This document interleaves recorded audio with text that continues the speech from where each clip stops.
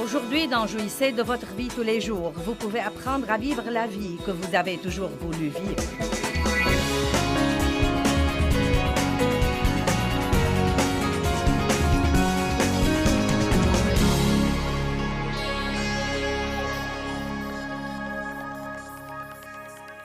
Ce soir, je vais vous donner le 3e message de cette série, et je l'ai intitulé « La vie que vous avez toujours voulu », car Jésus dit « Je suis le chemin, je suis la vérité, je suis la vie ». Il y a 2 genres de vie dont nous allons parler ce soir. Numéro 1, il y a la vie de respirer, d'aller et venir, d'aller au travail, de se marier, d'avoir des enfants, de payer les factures, d'épargner pour la retraite, de prendre des vacances, d'assister au mariage et aux funérailles, de craindre la mort mais d'espérer d'aller au ciel. Ce genre de vie, la vie ordinaire de tous les jours que nous menons tous. Mais il y a un 2e genre de vie qui nous est offert.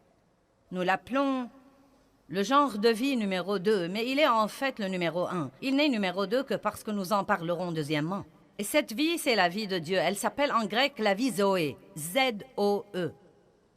Et cela veut dire la vie que Dieu a en lui. C'est exactement ce que dit le dictionnaire grec. La vie que Dieu a en lui, celle que le Père a en lui et qu'il a donnée au Fils incarné Jésus, qu'il a manifesté au monde. L'homme s'est séparé de cette vie par la chute qui est le péché, mais il participe à cette vie par la foi en Jésus-Christ. Maintenant, le mot « vie » est trouvé 733 fois dans la concordance, mais il est capitalisé dans seulement 25 fois d'entre elles. Seulement 25 de ces 733 fois, et je veux vous parler ce soir de cette qualité de vie. La Bible y fait allusion dans plusieurs versets comme la vie supérieure. Elle dit, si vous voulez la vie supérieure, vous devez renoncer à la vie inférieure. Vous voyez, je suis une femme vivante. J'ai eu une vie quand je suis née en 1900, blablabla. Non, je blague, en 1943. J'ai eu une vie quand je suis née en 1943. Je suis vivante, j'ai une vie, j'ai fait beaucoup de choses différentes. Mais croyez-moi, je n'ai pas commencé à avoir vraiment une vie. Même pas quand j'ai été régénérée. Je l'avais comme une graine en moi, mais je n'ai pas su coopérer avec elle, et donc je ne l'ai pas vécue. Ce n'est probablement que dans les 15 dernières années que je peux vraiment dire que j'ai commencé à vivre le genre de vie que je crois que Dieu veut que nous vivions, où vous savez qui vous êtes en Christ, où vous avez la joie, où vous avez la paix. Et tous les jours de votre vie, vous portez du bon fruit et votre vie influe positivement sur la vie de quelqu'un d'autre. Vous aidez quelqu'un d'autre à aller vers la vie que Dieu veut lui donner. Nous trouvons le mot « vie » dans la Bible 733 fois, mais seulement 25 fois d'entre elles parlent de ce genre de vie. Et vous vous réjouirez de voir certains de ces versets ce soir. Allons à Matthieu chapitre 10, verset 37. Je vais vous dire ce que sont ces clés là-haut dans un instant. Nous allons bien nous amuser ce soir. Matthieu 10, 37, il dit « Celui qui aime et apprécie son père ou sa mère, plus que moi, n'est pas digne de moi. Et celui qui aime et apprécie son fils ou sa fille, plus que moi, n'est pas digne de moi. » Nous lisons et relisons ceci. Mais je crois que bien de fois, nous laissons les gens que nous aimons nous éloigner de la volonté de Dieu. Je crois que bien des fois, nous laissons les gens que nous aimons prendre ce premier temps qui appartient à Dieu. Et c'est une très forte déclaration. Il dit, celui qui aime son père ou sa mère, ou son fils ou sa fille plus que moi, n'est pas digne de moi. En bref, il dit essentiellement, Dieu dit, je dois être le premier dans votre vie. Le premier dans votre vie. Les gens me demandent tout le temps, et je crois qu'ils me posent cette question parce que nous luttons là-dessus. Comment fais-tu tout ce que tu fais en respectant tes priorités? Et je crois que Dieu m'a donné la meilleure réponse que j'ai jamais donnée. Il y a environ 2 mois, j'ai dit Je les remets toujours en ordre.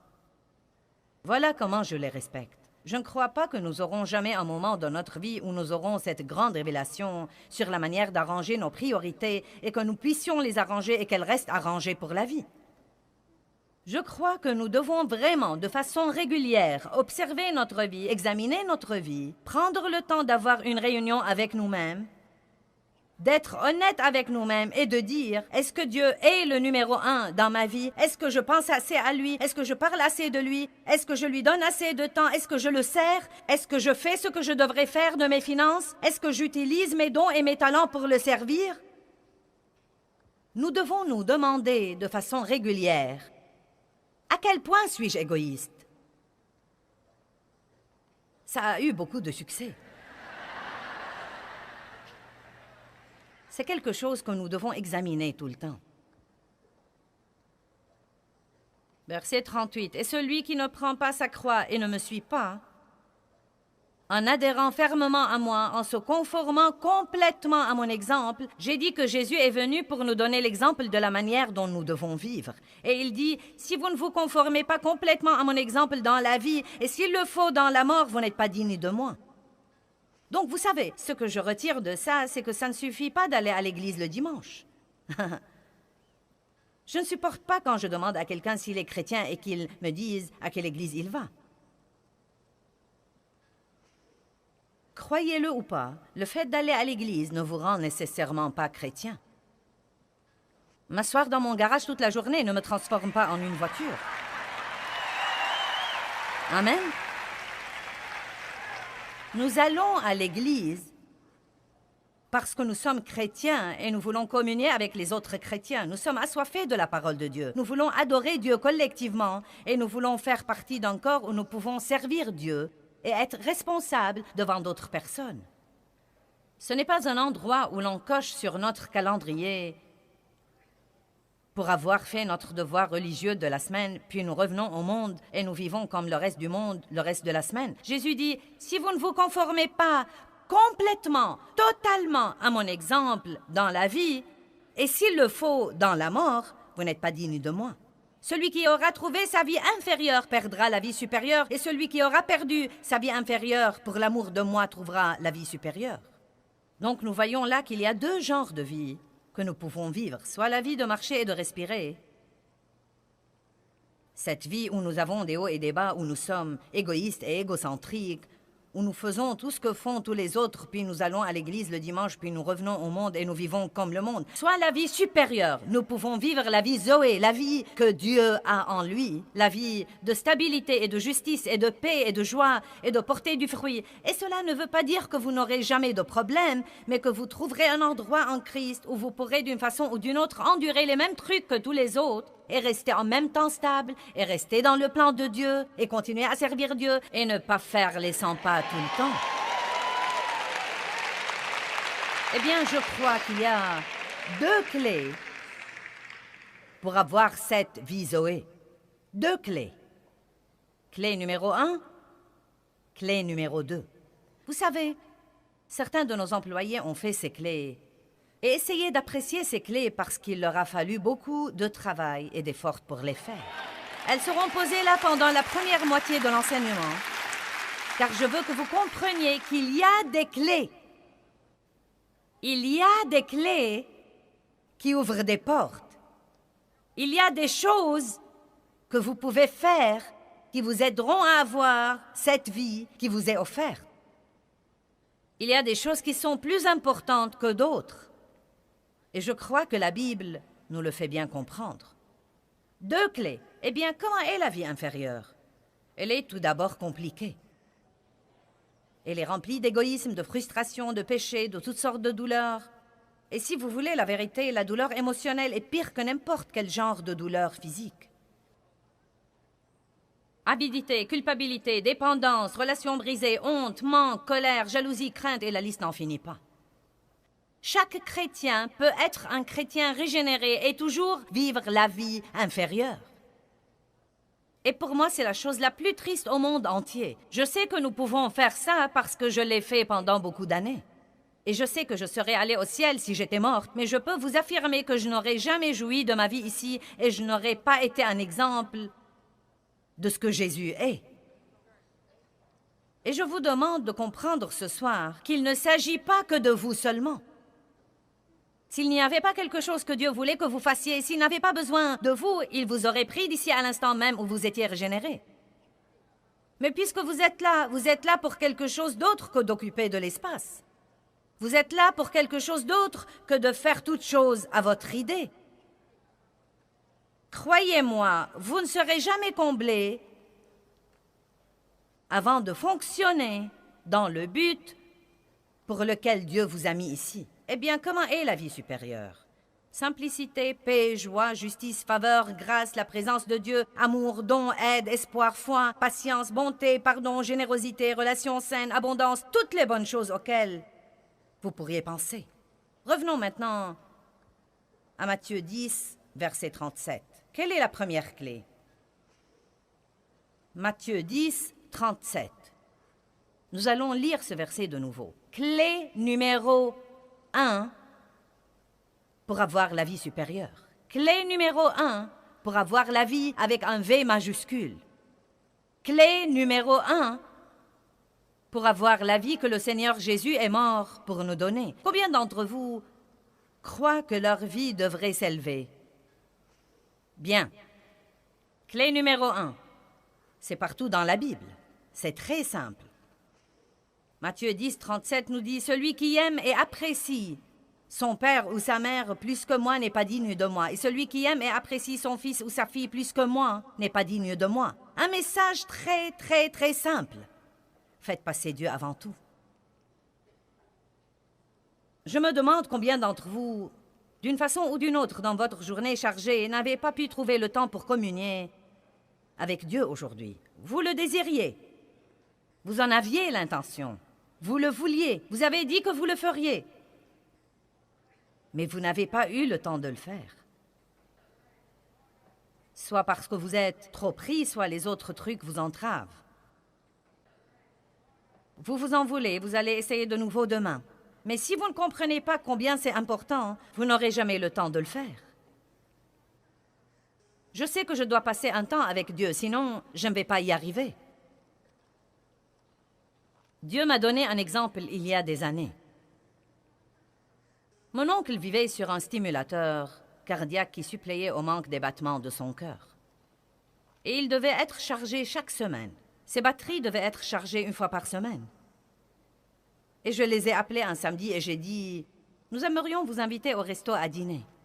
Nous allons tout payer, nous voulons juste vous bénir. » Ma tante a dit « Nous ne pouvons pas, ton oncle doit recharger son stimulateur. » J'ai dit qu'il le fasse demain. Et elle a été très vexée. Je n'ai pas compris comment tout cela a marché. Et elle a dit « Il mourra !»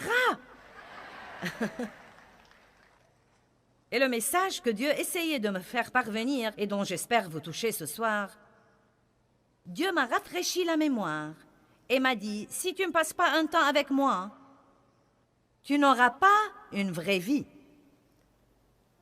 Si tu ne passes pas un temps avec moi, je l'ai entendu dire, tu ne pourras pas faire ce que tu fais et rester en vie. » Or, je ne suis pas sûre qu'il voulait dire rester physiquement en vie, mais je sais vraiment qu'il voulait dire que je ne pouvais pas faire ce que je faisais et avoir la paix et la joie et jouir vraiment de ma vie personnelle et je ne passais pas ce temps avec lui.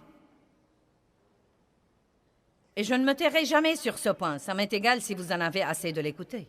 Vous devez faire passer Dieu avant tout dans votre vie. Et pour faire ça, vous devez comprendre à quel point c'est important. C'est en fait le tout premier des 10 commandements. Le tout premier des 10 commandements. Et il dit, tu n'auras pas d'autre Dieu devant ma face. Et laissez-moi vous dire quelque chose. Cela ne veut pas dire une autre statue en pierre devant laquelle vous vous prosternez. Nous pouvons diviniser n'importe quoi.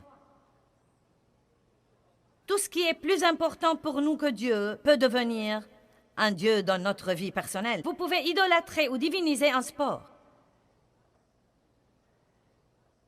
Le travail peut devenir votre idole ou votre Dieu pour gravir les les échelons du succès. Le seul problème, c'est que quand vous vieillirez, vous pourrez être en haut de l'échelle et découvrir qu'elle est appuyée contre le mauvais bâtiment. Car comme j'ai déjà dit ce matin, quand tout finira, devinez ce qui va rester. Dieu. Et à ce moment-là, ce sera trop tard pour développer une merveilleuse relation avec lui. Vous pouvez être proche de Dieu à la mesure du temps que vous passez avec lui. Si vous voulez avoir le genre de vie dont nous parlons ce soir, vous devez étudier. N'attendez pas toujours à ce que quelqu'un d'autre vous donne tout à la petite cuillère et qu'il vous trouve vos versets et qu'il prie à votre place. Vous devez faire un effort vous-même. Amen. Bon sermon, Joyce. Merci. Je vais continuer. Je vous prie d'aller à Matthieu chapitre 22. Matthieu 22, 37. Tout d'abord, certains des pharisiens et des sadducéens se sont réunis et lui ont dit, « Peux-tu nous dire quel est le commandement le plus important ?» Les gens pensent parfois, parmi toutes ces choses que nous écoutons sur ce que nous devons faire pour être de bons chrétiens, nous nous demandons lesquels sont les plus importants. Vous êtes-vous jamais senti submergé par tout ce que vous entendez et vous êtes-vous jamais demandé comment vous allez vous y conformer? Il est bon de savoir que le Saint-Esprit nous rappellera les choses quand nous en aurons besoin. Mais il y a 2 ou 3 choses que vous devez faire et qui devraient être des priorités. Et elles sont les 2 clés pour vivre cette vie dont je vous parle ce soir. Croyez-moi, si vous voulez vivre la vie supérieure au lieu de la vie inférieure, vous devez faire les 2 choses dont je vous parle ici ce soir. Et elles sont les 2 choses les plus importantes pour Dieu. Un des commandements les plus importants, Jésus lui répondit, « Tu aimeras le Seigneur, ton Dieu, de tout ton cœur, de toute ton âme et de toute ta pensée et de toute ta force. » C'est le premier et le plus grand et le plus important commandement. Nous n'allons pas voir les autres versets pour le moment. Les 4 premiers commandements parlent de notre relation avec Dieu. Les 4 premiers des 10 commandements parlent de notre relation avec Dieu. Tu n'auras pas d'autre Dieu devant ma face. Tu ne feras pas d'idoles pour les adorer. Et là encore, ce pourrait être des statues et des idoles en pierre ou en bois. Et il y en a plein dans le monde aujourd'hui, mais il ne s'agit pas que de ça, car il y a beaucoup de choses devant lesquelles nous pouvons nous prosterner et les adorer. Vous savez, Satan a offert à Jésus, quand il a été tenté dans le désert 40 jours et 40 nuits, c'est reporté dans Luc 4. Si tu te prosternes devant moi et que tu m'adores, rien qu'une fois, je te donnerai toutes ces choses que le monde a à offrir. Et croyez-moi, nous nous prosternons plusieurs fois pour avoir ce que le monde a à nous offrir. Nous faisons passer des choses avant notre relation avec Dieu, car après tout, Dieu est toujours là. Si nous ne venons pas à lui aujourd'hui, nous viendrons demain. Je me demande ce qui arriverait si nous venions à nos rendez-vous avec Dieu comme nous venons à nos rendez-vous dentaires. Je sais que vous avez déjà mauvaise conscience parce que vous n'arrivez pas à vous discipliner pour passer un temps avec Dieu. Et je n'essaye pas de vous donner mauvaise conscience. Je ne veux jamais que les gens se sentent pires quand ils partent, mais j'essaye de vous faire bien comprendre l'importance de ceci. Et je suis là pour vous dire que si vous voulez vraiment le faire, vous pouvez le faire. J'ai découvert dans ma vie que si l'on veut vraiment faire quelque chose, on peut le faire. Maintenant, les gens essayeront de vous dissuader de le faire. Votre téléphone sonnera, vous aurez besoin d'aller au petit coin toutes les quelques minutes, vous pourriez avoir une crise de démangeaison. Il y a toutes sortes de choses qui essayeront de vous distraire quand vous essayez de passer un temps avec Dieu. Vous pourriez vous endormir, vous sentir si ennuyé que vous ne puissiez pas le supporter. Mais tout ceci est du diable. Je me souviens quand j'ai d'abord commencé à passer de façon régulière un temps avec Dieu. Et je me levais tous les matins, je prenais mon café et j'allais à mon bureau et je ne sortais pas avant de sentir que j'étais prête à faire face au monde et à agir en être humain. Non, mais un être humain sauvé. Et j'ai finalement su qu'aller à l'église le dimanche matin et agir comme le monde le reste de la semaine ne suffit pas. Je ne crois pas que ça suffise pour vous non plus. Je ne veux pas que vous soyez satisfaits de vous faufiler dans le ciel. Je veux que vous viviez votre vie pour glorifier Dieu. Et je veux que les gens vous voient et qu'ils désirent ce que vous avez. Qu'ils ne désirent pas que vous partiez, mais qu'ils désirent ce que vous avez. Amen. J'ai prié cet après-midi pour nos... J'ai prié cet après-midi pour nos associés. J'ai prié que vous seriez une lumière dans un endroit obscur et que votre vie rendrait les autres affamés et assoiffés pour Jésus-Christ.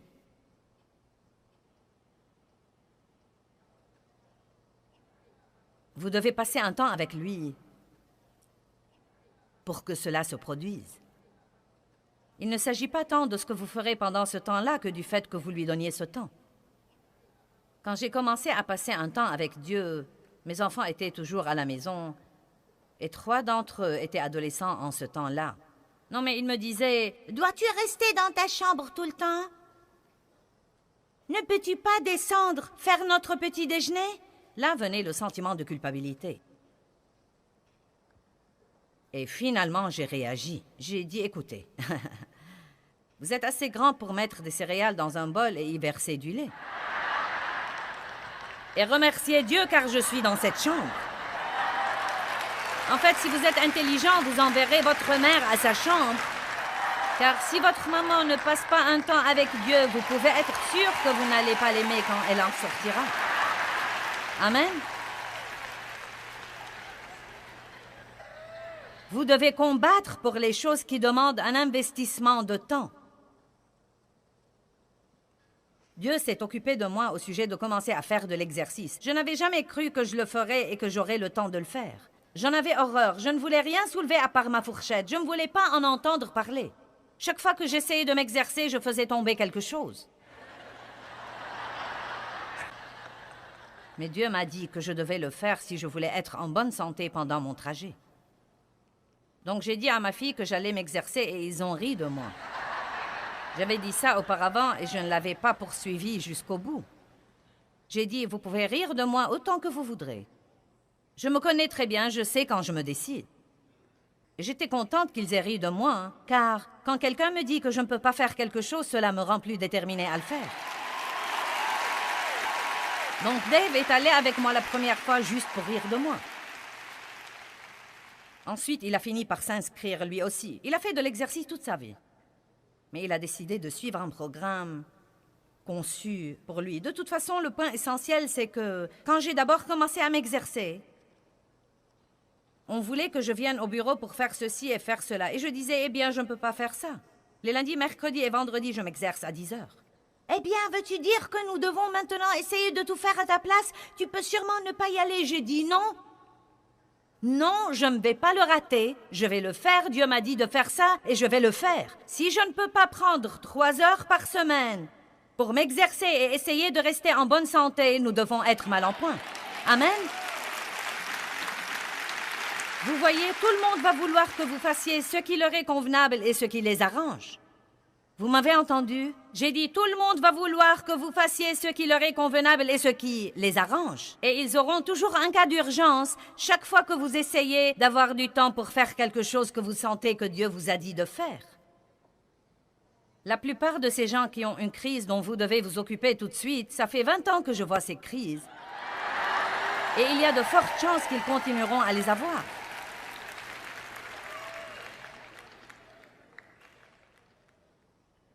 Si je vous demandais, est-ce que Dieu est le premier dans votre vie, ce serait intéressant de voir les réponses que j'aurai. La plupart de vous diront, « Oh oui! »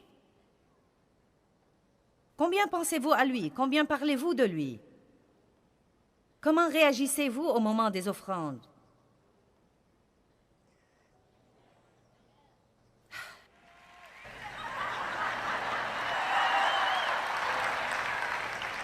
Vous savez, je vais être très franche avec vous. Si vous vous fâchez contre un pasteur parce qu'il vous dit de donner, vous avez un problème. Car si vous faites ce que vous devez faire, ce qu'il dira ne devrait pas vous fâcher. Ouh! Ça s'améliore. Amen. Vous devez passer un temps avec Dieu. Clé numéro 2. Relisons Matthieu chapitre 22. Nous allons lire les versets 37 à 39.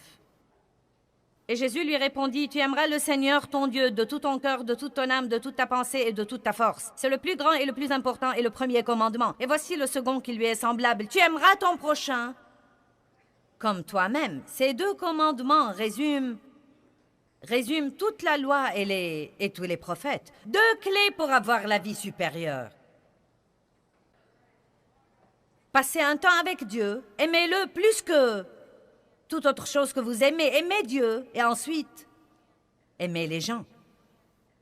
Et puis, je vous dire quelque chose. Vous êtes dans la catégorie des gens. Cela veut dire que vous devez vous aimer aussi. Non pas d'une façon égoïste, égocentrique. Je dis toujours aux gens, aimez-vous, mais ne soyez pas amoureux de vous-même. Il y a une différence. Notre enseignement principal ce soir dit de ne pas être égoïste. Donc, quand je dis aimez-vous, je ne dis pas de vous adorer tout le temps, mais je dis en fait de vous respecter assez pour amener les autres à vous respecter. Ne laissez pas les autres vous marcher sur les pieds. Respectez-vous dans toutes circonstances. Occupez-vous de vous-même. Occupez-vous de votre santé et votre corps. Occupez-vous de votre pensée. Occupez-vous de votre vie. Faites les choses que vous aimez, parce que sinon, vous finirez par être rempli d'amertume et de ressentiment. Mais ne soyez pas le centre de votre univers.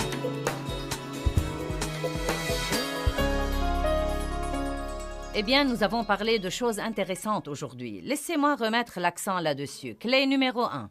Que Dieu soit avant tout et gardez-le toujours le premier. Clé numéro 2. Aimez toujours les autres. Aimez Dieu, aimez les gens. Et quand nous focaliserons sur la vie d'amour, beaucoup d'autres choses s'arrangeront par la suite.